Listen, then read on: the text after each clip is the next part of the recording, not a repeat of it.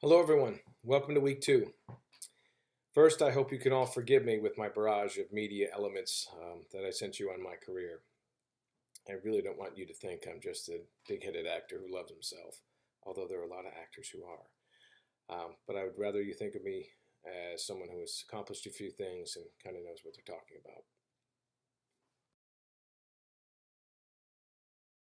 So, in Chapter 1, we went through the history of the theater, the contrast between theater and film, and the dynamics of drama. I really don't want you to think of these as just historical items, but actually tools that you use in the future of this course. Chapter 2. This week I want you to ask yourself, why do people write what they do?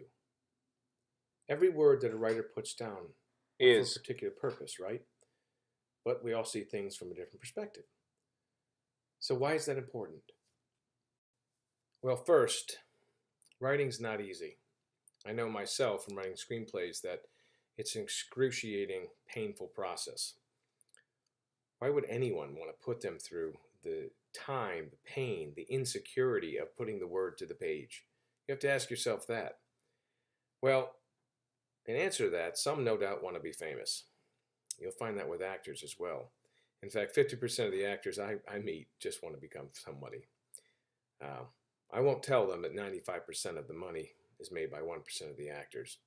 They'll find that out soon enough. But when people write plays, they must have a purpose, right? Think to yourself, what is that purpose? Why did Arthur Miller write Death of a Salesman? Or Tennessee Williams writes A Streetcar Named Desire? Or Shakespeare write Hamlet? Once we begin to explore the background of why and how a writer accomplishes what they do, then we can more easily understand and start to see what it means to us. But we'll get to that in Chapter 2. In the meantime, let's do some fun practical knowledge. Who knows what Broadway is, right? Everyone's heard of it. Well, it's known as the Great White Way because of all the lights on the street. It's one of the only streets that doesn't follow a grid in the borough of Manhattan. There are 5 boroughs in New York. I lived there for 6 years, never performed on Broadway, but I was lucky enough to perform off Broadway. It's loosely between 40th Street and 55th Street, and there are 41 professional theaters. That is a theater that has over 500 seats.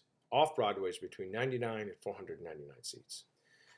So that is a fun bit of knowledge about New York City that you may not have known. I'm sure some of you have been there.